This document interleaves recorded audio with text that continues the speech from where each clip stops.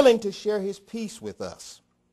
This gives new meaning to the old hymn, at the cross, where I first saw the light, and the burdens of my heart rolled away. It was there by faith that I received my sight, and now I am happy all the day.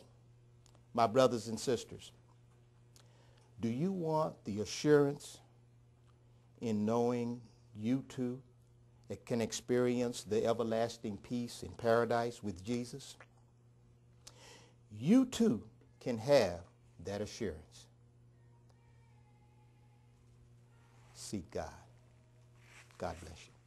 The third saying of Jesus while he was on the cross is found in the Gospel according to John, chapter 19, verses 25 through 27. Now there stood by the cross of Jesus his mother and his mother's sister, Mary the wife of Cleophas, and Mary Magdalene. When Jesus therefore saw his mother and the disciple whom he loved standing by, he said to his mother, Woman, behold your son. Then he said to the disciple, Behold your mother. And from that hour that disciple took her to his own home. Now there's a superficial reading of the gospel narratives concerning the death of Jesus that will show that he was nailed to the cross at exactly 9 a.m. in the morning and was dead by 3 p.m. that afternoon. His terrible ordeal, it would seem, was over in a mere 6 hours. But it was 6 hours that changed eternity. He is sentenced to death by crucifixion. Absolutely, positively the worst way to die, as oftentimes it took several days for the victim to perish. And it was the most severe form of punishment by the Romans as a form of execution. They nailed my Lord and your Christ to the cross. Can you imagine the trauma from the blunt force of these nails? No, I can't call them nails. They were more like railroad trestles. They pounded them into his carpal bones in his wrists. They nailed his feet, his metatarsal bones, which would cause great agony as he pushed up from the cross. Can you imagine the agony and the pain, the violence that wrecked his body with an anguish that was even unspeakable, the pain that was so intense that the victim often lost his bowels, just from the intense convulsions and the severe punishment that was a sheer madness even on his central nervous system.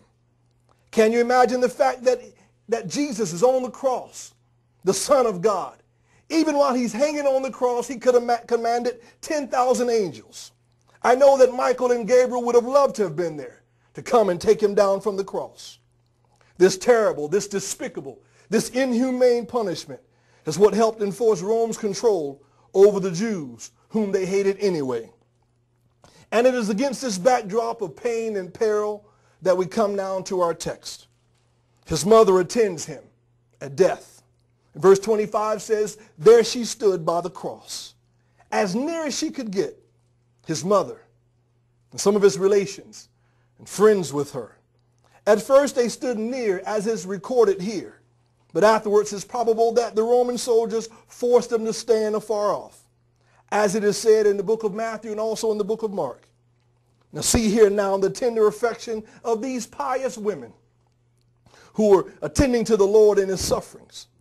With all of the other disciples, all the multitude, all the 5,000 that he fed, had forsaken him, save for John and these 4 women who were continuing their attendance to him. They were not deterred by the fury of the enemy, nor were they deterred by the horror of this sight. They could not rescue him, nor could they relieve him. Yet they attended to him to show their goodwill and even to show their faith in their Lord. We may easily suppose what an affliction it was to these poor women to see him thus abused, especially to his mother Mary. His torments were her tortures. She was upon the rack while he was on the cross. Her heart bled with his wounds, and the reproaches wherewith they reproached him fell on those that attended him. We may justly admire the power of the divine grace in supporting these women, especially his mother Mary, during this intense and heavy trial. Now it is interesting to note that we do not find his mother wringing her hands. We don't find her tearing her hair. We don't even find her rending her clothes or making any kind of public outcry or any kind of public spectacle. But with wonderful composure, there she is, standing by the cross, and her friends are with her. Surely she and they were strengthened by divine power. Might I surmise that I believe they got it? And to this degree of patience, and surely Mary had a fuller expectation of his resurrection than the rest had, which supported her thus. Oh God, none of us really understand and none of us really know how much we can bear until we are tried. But yet here he is. Here is Jesus. The Bible calls him the Ancient of Days. He's hanging on the cross. He's hanging for 3 hours, and yet he's totally unconcerned for himself. But he tenderly provides for his mother at his death. It is probable that Joseph, her husband, was long since dead, and that her son Jesus had been her main source of support. And now that he was dying, what would become of her? He saw her standing by, and he knew her cares, and he could discern her grief. And he saw John not standing afar off. And so it was that he settled a new relationship between his beloved mother and his beloved disciple. For he said unto her, Woman, behold thy son, for whom henceforth thou hast now a motherly affection. And to him he said, Behold thy mother, to whom thou must pay a filial duty. And so from that hour that never was to be forgotten, that disciple took her into his own home. See here now the care that Christ gave to his dear mother.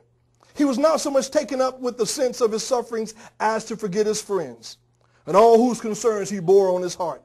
His mother perhaps was so taken up with his sufferings that she forgot about what would become of herself. Had he therefore no other way to provide for her, his mother, other than the interest of a friend, which he does here? He calls her woman, not mother, not out of any kind of disrespect to her, but because mother would have been a cutting word that would have been already a wound to her heart that was already filled with grief. It's almost like Isaac calling Abraham my father. He speaks now to her as no more in this world, but is already dead to himself and also dead to those as dearest to him. And he directs her to look over at John as her son. Behold him as thy son who stands there by thee, and be as a mother to him. First is a picture of divine goodness to be observed for all of our encouragement, because only God knows how to remove one comfort and yet to provide for us another one, perhaps even in places where we didn't even look.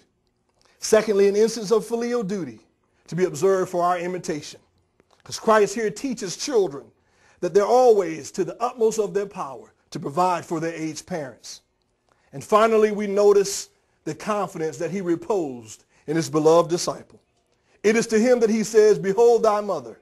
That is, I recommend her to thee, to thy care. Be thou as a son to her, to guide her, according to Isaiah 51:18. And forsake her not when she's old, according to Proverbs 23:22. Now there was an honor that Jesus bestowed upon John, and a testimony both of his prudence and his fidelity.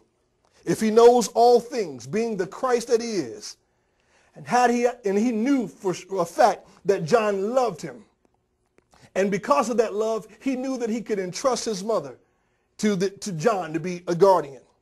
But during this Passover season, I want you to be steadfast and immovable, always abounding in the word of truth. May God bless you. May God keep you as your minds are stayed on him. The fourth saying of Jesus from the cross is found in the Gospel according to Matthew, the 27th chapter, verses 45 and 46. And they read, Now from the 6th hour, darkness fell upon all the land until the 9th hour. And about the 9th hour, Jesus cried out with a loud voice, saying, Eli, Eli, lama sabachthani. That is to say, my God, why hast thou forsaken me? the darkness that